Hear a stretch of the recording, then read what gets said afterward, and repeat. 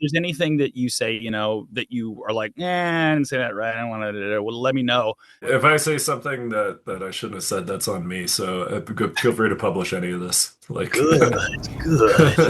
All that matters is Wrong! this town deserves a better class. Heavy Metal Podcast. I'm gonna give it.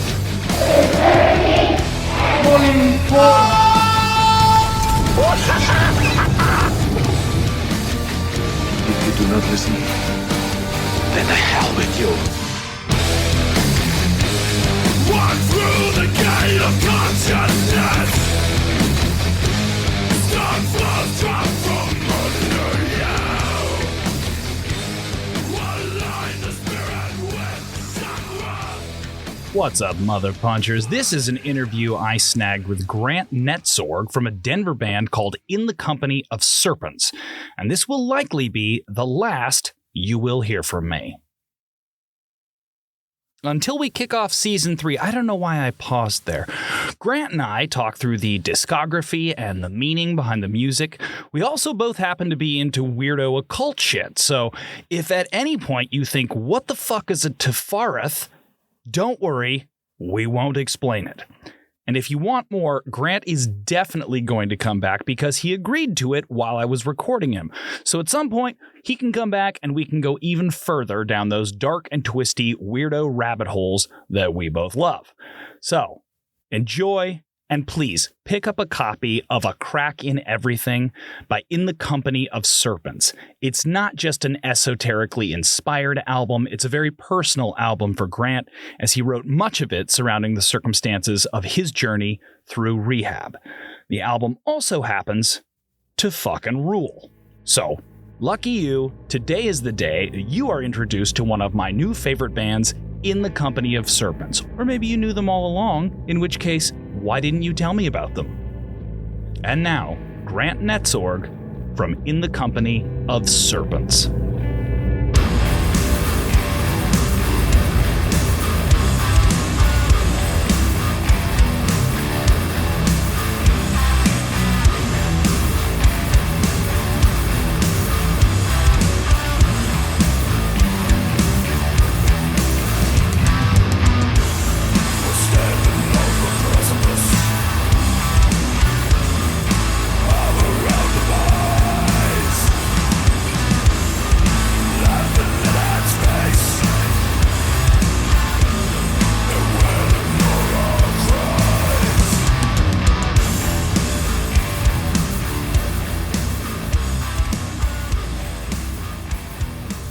Can you hear me okay? I've had a couple of interviews where I've recorded it and I sounded just fine and everybody understood me. And then I got it back and it was like, like the teacher from Peanuts. yeah, no, you sound loud and clear, man. Hey, well, thank you so much for doing this. I know we had a little bit of back and forth with scheduling and stuff like that, but Yeah, thanks for the flexibility. This literally the only time I could get my hair cut before going out on tour next week. We're based out of Denver, but we're doing like a Midwest tour. So the first date's in Omaha with Profanatica, Knoll, Minneapolis, Milwaukee, Chicago, Peoria, Illinois, like just doing kind of a Midwest run, then go down to St. Louis where we're playing with you're probably familiar with Fister.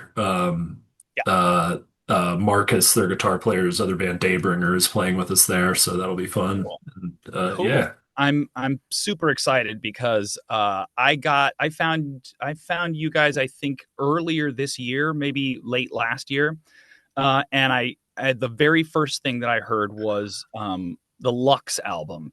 I thought it was fantastic, and then I started going back through some of the catalog, and then it popped up that you were available for an interview and a new album coming out, and I was like, great. I didn't know what was happening because I hadn't heard anything. So yeah, man. Well, happy to speak to you. Thanks for having me on. Well, so let me just start. I've got so much to get through. I've been writing nonstop in preparation for this, so I'll try to go fast.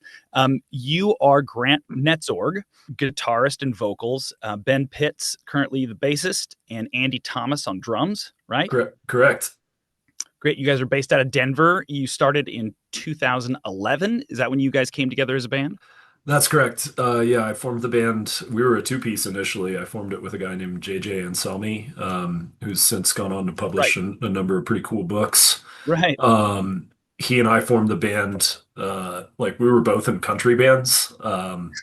And during my sound check on a bill that I was playing with his old band, I was sound checking like some Earth riffs from either, I want to say it was either the Hex record or the Bees Made Honey and the Lion's Skull. And Yeah. he like immediately recognizes like that's fucking Earth. Like let's talk. That's And awesome. we both found out that, we were heavily into like Doom, Sludge, Drone, all that stuff. And neither of us had like many peers that were interested in that music, so we decided to start a band together. And JJ was initially actually only in the band for like 8 months before he accepted a teaching position at a college in Fresno. I was ready to just, start a new band and just call it a one record band. And he was like, "No, man, like you've built up some audience, like you've got some good stuff." So like he basically gave me his blessing to carry on without him. So That's cool. um, yeah, so yeah, we started in 2011, and we were a two-piece for the first like 7 years of the band's existence, Oh, wow. maybe six. But then yeah, Ben joined in I want to say like late 2017. Yeah, we've been a three-piece since. And like there were a number of techniques that I was employing on record that we couldn't pull off live as a two-piece. Mm-hmm. So one of the main sonic elements that I had begun incorporating was the use of lap steel guitars on the recordings. I noticed that in the newest record. Yeah, yeah. I mean, it's all over it now. Yeah. But before, like previously, we had pretty much only used it for drones. This is directly a result of me having observed Swans perform live, Oh, cool. and Christoph Hans playing in that band. Yeah. So he has a number of different lap steel guitars all set out on a table in front of him, some of which are tuned to minor open tunings. And I found out that from observing that you can make these really creepy ethereal drones when you've got Yeah. it tuned to a minor chord, a minor open tuning, and you just kind of drone on a particular note, but you can waver in and out of like the confines of the note, and it creates this really haunting sort of ethereal, spooky sound. And we've used that on everything since our second record. Yeah, Um, that's cool. I could really hear it in a crack and everything all of a sudden. It's so funny. It's come out today, and yeah. the record popped up in Spotify, and I went, what if maybe I shouldn't listen to it before I interview? You know what I mean? I was like, Yeah. oh no, I don't know.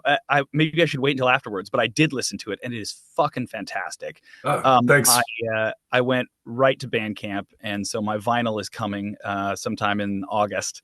All right. I'm super excited. As shitty as Spotify is, I do use it to find new music, and that's actually how you guys popped up. So you popped up randomly on Spotify, and then of course I love to support obviously artists, go to see the shows, buy merch, buy vinyl, stuff like that. So it's sort of how I justify, engaging in the life-sucking corporate demon that is Spotify. Yeah, I mean, I obviously like would prefer everybody listen to us through Bandcamp, but I totally understand. I mean, like I use Apple Music when I'm like at the gym or like driving in my car and stuff, but I prefer to go that route because they pay me a slightly larger fraction of a cent than Spotify does when like Right. every 6 months I get a royalty check for pennies.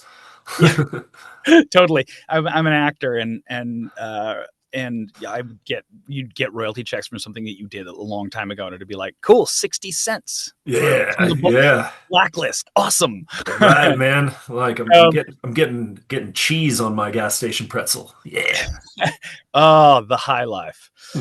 So you guys so your first album, and I went through the discography again and just listened to everything, and I'm really interested. I love hearing sort of how bands develop and where they come from and where they're going. And I think that in the company of Serpents, that first record, I was thinking about it today. It feels like for some reason with you guys, I feel like it feels like you've packed a 10-disc discography into 5 albums. I feel like it takes bands so long to sort of get to where they're going, and you guys changed so much, and that it feels like you sort of arrived there sooner.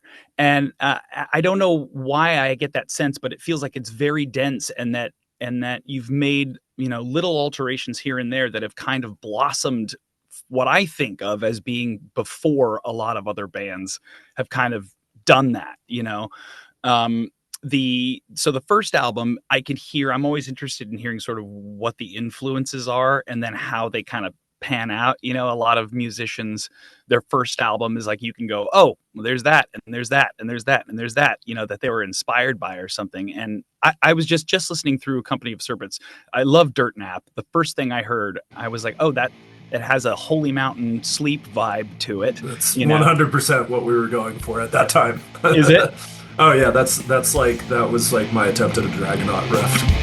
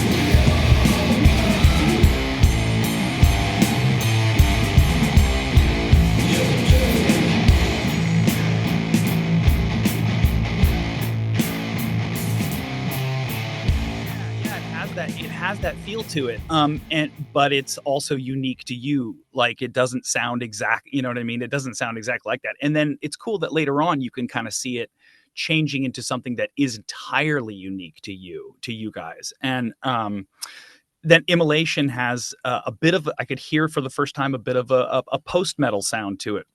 I had read a review that said something about post-metal, and I was like, post-metal, where is that? And then I started hearing it, a little bit of Cult of Luna energy in there in places.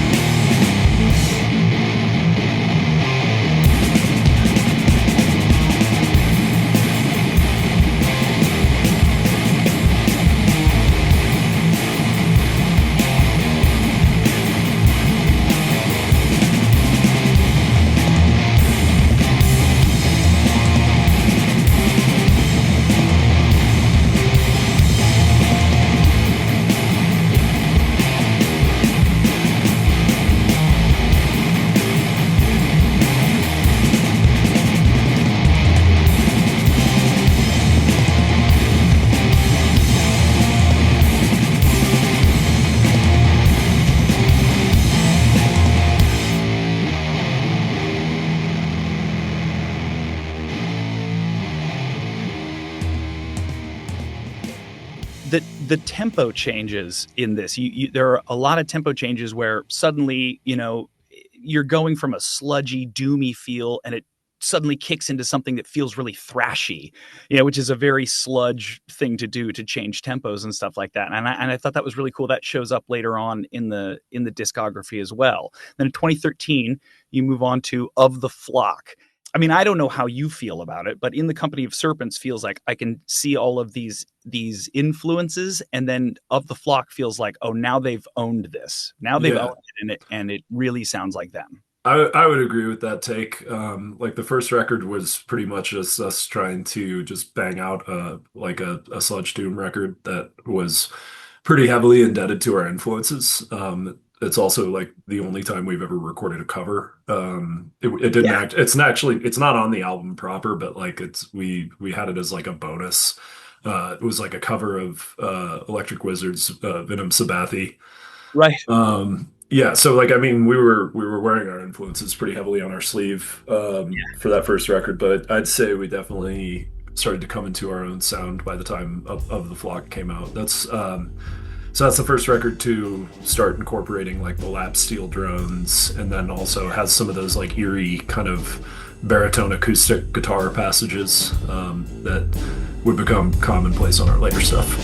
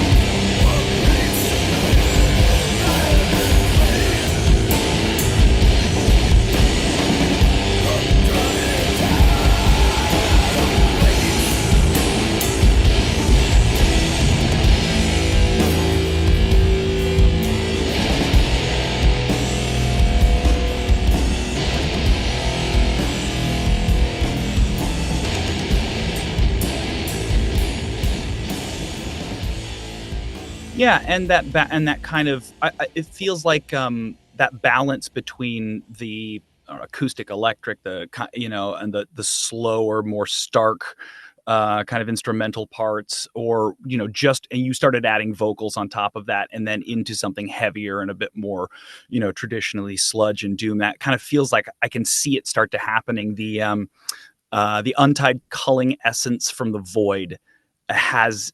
I could really hear you guys synthesizing that post-metal influence into something that's yours, that seemed unique to you, which was, I love that song. It's a great Thanks. track. Thanks. And Yeah, the title track is fantastic. It's just such a cool song. thanks, man. Yeah, I around that time, we well, shortly after that record came out, um, we got the chance to open for Neurosis, who are a major influence of Right. mine. Like I hold them in the highest esteem.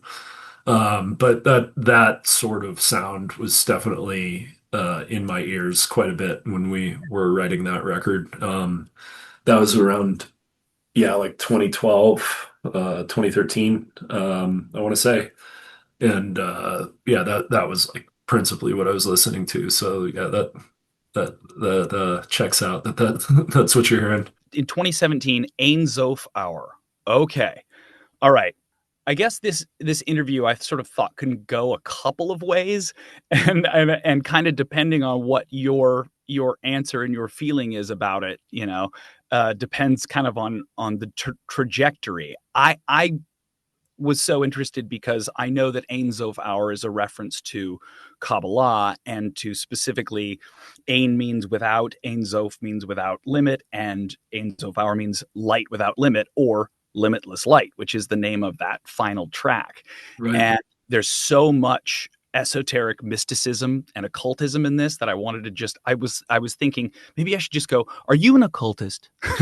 Yeah, I mean, I am. That's heavily on there. Yeah, like the magician card. It's funny that you had that because I'm somewhat out of regular practice right now, but which is why I still have a Wednesday mercurial altar set up right now on a Friday. But yeah, I mean, I've got the Tree of Life, the Serpent of Wisdom, Cool. and the flaming sword on my arm.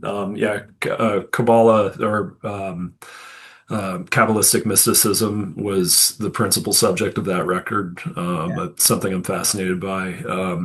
But as far as the core of my occult practice, it's kind of an appropriately chaotic mishmash of like chaos magic and ceremonial magic. So yeah, that's same. And that's sort of like, I mean, that's kind of, Kabbalah is a mishmash of a bunch of things. It's a lot of people, especially HOGD, and Crowley, mixing things together and mashing things together. But I love it as an aesthetic. I love it as a practice. I love it as everything.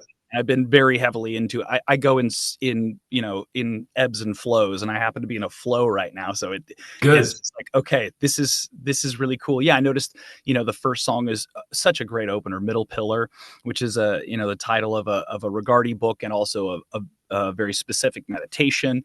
Mm-hmm. And I just thought this. It's really interesting because I did not know. I had to look up Merkabah today. I didn't know what Merkabah was, and it's Jewish mysticism that's very specifically about that middle pillar path, from Malkuth to Yesod to Tifareth to Kether, that very mystical practice of Jewish mysticism. And I love it when I see it, but I also think some bands go, oh, cool, Ordo Templi Orientis, I'll put that on my cover. Yeah. They have no idea what it is. They don't practice. It's got nothing to do with that. Yeah. The very first song that I heard of yours that really stuck with me was Light Child. And that one, and then I started looking at the lyrics. I'll talk to you about that in a minute. But I thought it was so cool because I went back to Ein Sof Hour and realized, oh no, these guys are like legit into this, and it's really part of their writing process. How did you decide to make that? That's just what I'm interested in. Like I'm sitting in my office right now, and like the entire wall of books over here, I don't know, is all occulty shit. Actually, I'm kind of tethered to a charger, but that's 100% occult books. Oops, I just knocked over my soda in the process of doing that. I'm sorry. I always put mine on the top shelf so people don't look at it and ask me questions. Oh, well, like my office is fucking weird enough already. I've got there are like 9 or 10 different altars set up on different shelves. Like I have an altar for each of the planetary rulers of each day for the 7 classical planets. Like tons and tons of weird books. Like one shelf is all Kabbalistic stuff, another one's like witchy herbalism, another one's tarot books, another one's actual like my collection of tarot decks, another one's like quote unquote high magic, which I don't really love that term, but like all the ceremonial stuff, and like a nice copy of like the full color plates of the secret teachings of all ages and shit like that. Very cool. So yeah, that's it's something that fascinates me. So it makes it into the writing. And you mentioned that song Middle Pillar. You're probably one of the few people that I could relate this to, but that opening sort of intro where you hear kind of like an echoing descending note pattern, that dun, dun, dun, dun, dun, dun, dun, dun, dun, dun, dun, dun. So each one of those notes is supposed to reflect the different points on the middle pillar.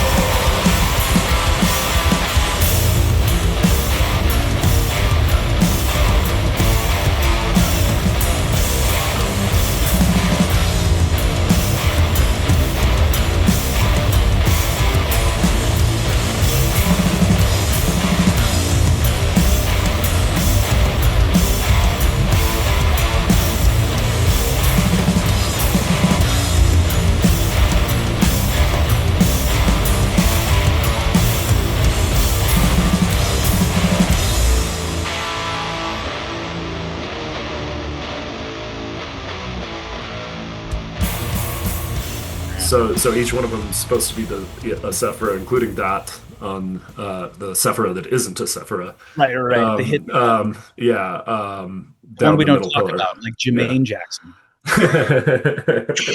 That's fucking great. Yeah, Yeah. dude. Dude, that is so cool. See, this is so exciting to me because I always want to know that stuff, and I always wonder, and to actually hear it from the horse's mouth. No offense, is like I'm a horse's ass, so you got to hear it from the horse's ass. Well, then moving on to Lux, which I think so. In my brain, I talk a lot on my podcast about I relate the creative process to alchemy frequently.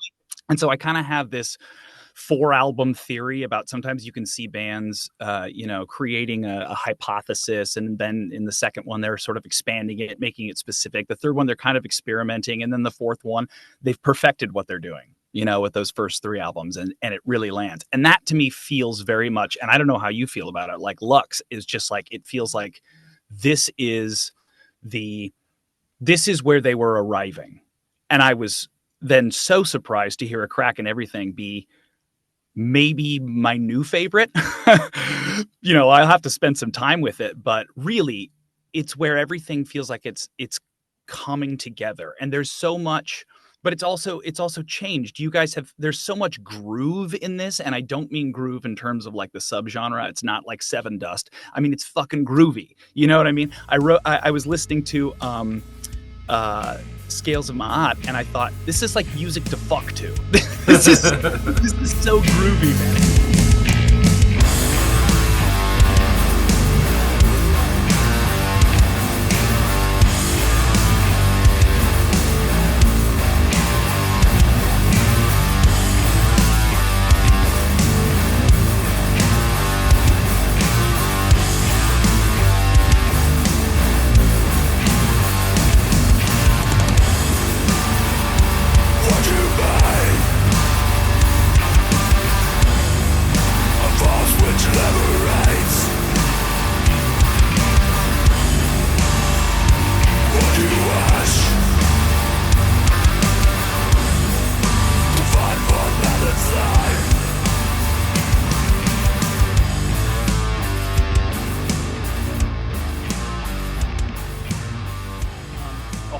Thing, but it also feels like The Arrival, where you were aimed, and I wondered if you thought what you thought about that. I mean, it's a cool take. I don't know if I feel that the 4-album hypothesis necessarily sticks, because I think we're still working on it. But alchemically, that's definitely an apt metaphor. I would say the most alchemical, overtly record that we did was the EP Merging in Light, which employs some alchemical symbolism. That was released shortly after I got married to my wife, and like the whole union of opposites, alchemical marriage sort of notion was very present as a metaphor in my mind, and that's like what the cover was about. So I went to our friend Sam Turner, the artist who did that cover, and was like, I need you to make an amalgam of male and female that's one singular being, but it's 2 at the same time. Yes. That is a union of both qualities. And so you've got this figure that is both male and female. And it's representing that at the same time, because I'm very much interested in like chaos magic and a lot of the stuff that's influenced that. A major influence at that time was the Burroughs and Brian Geisen work, The Third Mind. The third mind concept is one that they kind of pioneered, but the notion is in essence that whenever there's a discourse between 2 individuals, there's this sort of third ethereal consciousness that's produced by those individuals that is the third mind, that is greater than the sum of its parts, but it's like a distinct entity that's almost like right now we are creating a third mind through this discourse. Right. And so that was heavily present in that, but then alchemically, like that was the whole union of opposites record for us. And that's also, it's where I see a lot of crossover with like Taoism, that the yin and the yang and the Tao, that there is that, everything is contained in its opposites. It goes back to the Hermetic principles too. I'm sure most of my audience will have no fucking idea what this interview is about, but that's okay. That's all right, man. I have I love talking about this stuff, and yeah, and Hermeticism is a major influence as well. I would say on the last record, Lux, it was definitely a major one. That song Prima Materia that's on that record is, it kind of echoes some of the Emerald Tablet Hermeticism stuff, where it's like all is mind, like the nature of being is consciousness, or the nature of being is light, like kind of exploring the idea of like a fundamental root essence that is so present in Hermeticism. And light runs through, I think, all of your albums, like you see light. It's very present as a theme. And I also want to say too, in terms of the alchemical process, I mean, like, it is that solvate coagula, dissolve and recombine in a higher state. And in terms of the 4-album thing, like the process doesn't then end. Yeah. It continues. Yeah. So you just like, so I directly quoted what you just said in one of our other songs off of Ain't Safar. So you said dissolve and rebuild. That's the opening line of Limitless Light. That's dissolve and rebuild, shed the husk of lies for the will. Yeah. Actually, I wanted to get to that. I wanted to get to Light Child because I have shared Light Child with so many people. I'm like, I love this song. I think it's great. And then I at some point, I really did think, okay, well, it's probably an aesthetic. And then I sat down and read the lyrics, and I was like, if you didn't know that it was sludge metal or doom, it could be like, well, what is this hippie shit? You know what I mean? Yeah. Child of light, blessed with inner sight. And I love this line. This is my favorite line in this song. Your mind is larger than it seems. Divinities within your reach.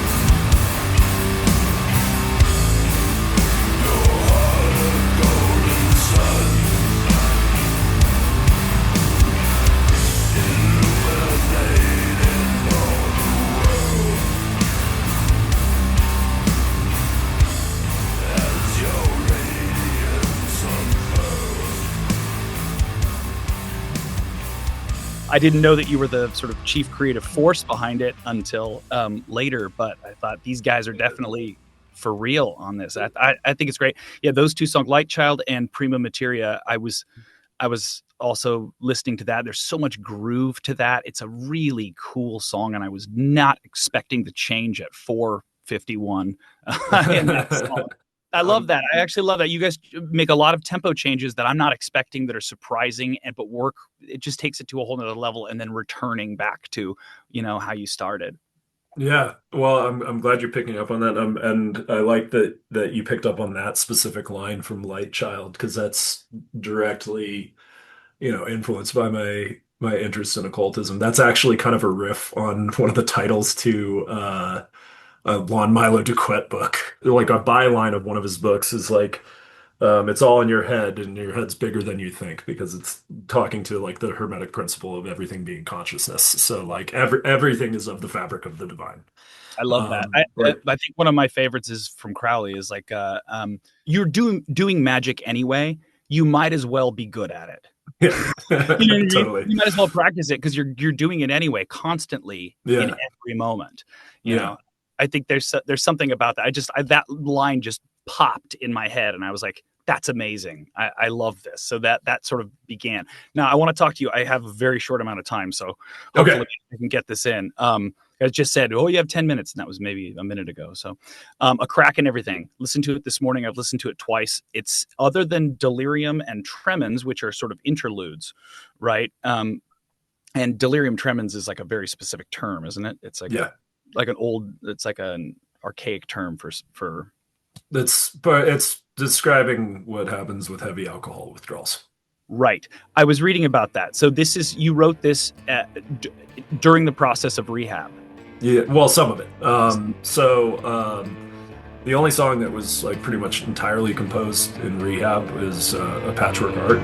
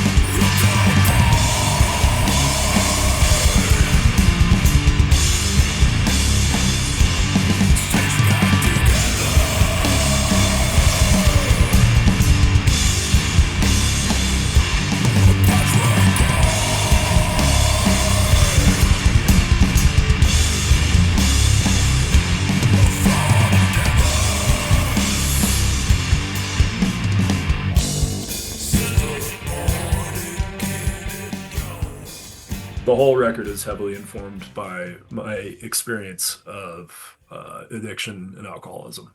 Yep.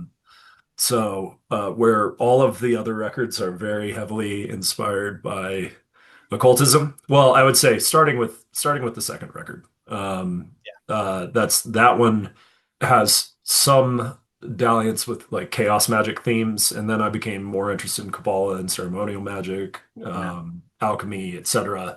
moving forward. So they got progressively more and more witchy. Yeah, this last record there's still an element of esotericism to it, because I'm obviously fascinated by it. The Endless Well has a lot of esotericism to it. Yeah. And well, I would say honestly, the most overtly esoteric one on it is just by virtue of the fact that I consider it and the song itself something of a ritual as Cinders, where the esotericism comes in, while the rest of the record is chiefly about my experience of addiction. Is that the whole record and particularly that song can function as a cord cutting ritual. Like the idea being that you build up a thought form or an effigy of yourself that's all of the worst facets of you, the things that you're trying to overcome. And you visualize this as this sort of grotesque effigy that is tethered to you, and you ceremonially and ritually sever that connection and you banish that entity. So that song is basically about that process and doing that with, this facet of myself that allowed me to get so embroiled and tethered to my addiction to alcohol.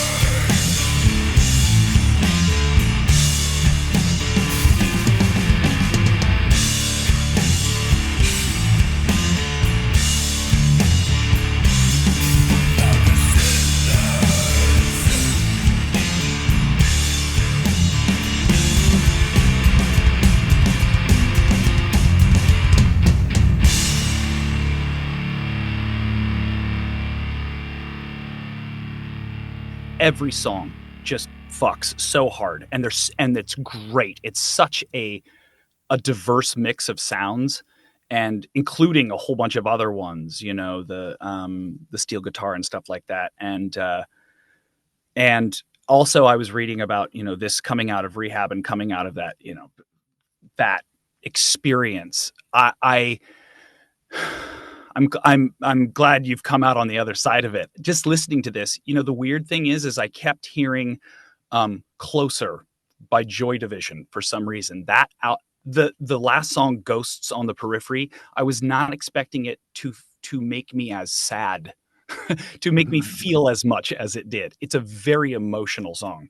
And it, as a Patchwork Art, also had the same sort of feeling to it. I was like, God, why do I keep thinking about Closer? Why does this feel like Joy Division for some reason? There's something about that. It's very ethereal, and it feels like maybe an ending and a new beginning. Yeah. Well, that's cool. I mean, like I dig Joy Division, but that's certainly not a central influence on this record. But it's cool that you're hearing it. Yeah, I mean, it's probably me projecting it onto it, which I think is maybe most stuff. But there's a real depth and a real sobriety to it. Ghosts on the Periphery sounds like nothing else so far to me in the discography. It sounds really genuinely like a whole new place for you guys. And I wonder what you thought about that last song. Well, I appreciate that, and I'm glad that's the impression you get from it. Like for me, it's kind of an extension of sounds that we were already exploring. Like it has some sonic lineage in common with, I'd say, the Prima Materia, the last song in the last record. It's in the same tuning, similar sort of wall of sound sort of vibe once the heavy kicks in. That song in particular, like musically, I would say is the most like Swans-esque of our new material. I specifically had our drummer Andy listen to the White Light from the Mouth of Infinity record, which has these very prominent, heavy, like constant tom fills that are just like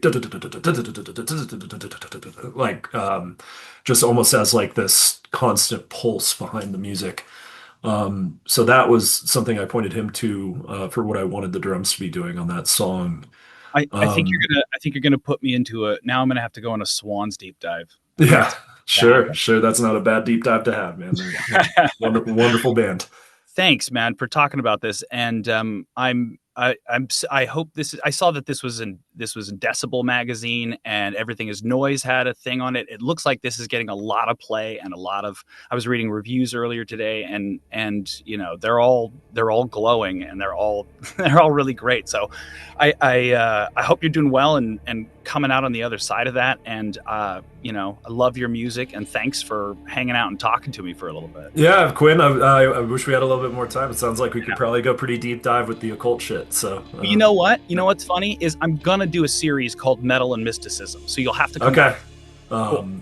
But yeah, I'd love to be a part of that conversation. It's it's always a fascinating one. I go off in weird tangents on this show where I'll do I did the history of World War I through the metal that people write about it, and then played the music while I was telling the story of it. So cool. Do a bunch of weird stuff. So we got to get back together and get weird on this, man. Great. Sounds good, dude. Congratulations. Awesome record. And I hope to talk to you again in the future. All right. Sounds good. Take care, Quinn.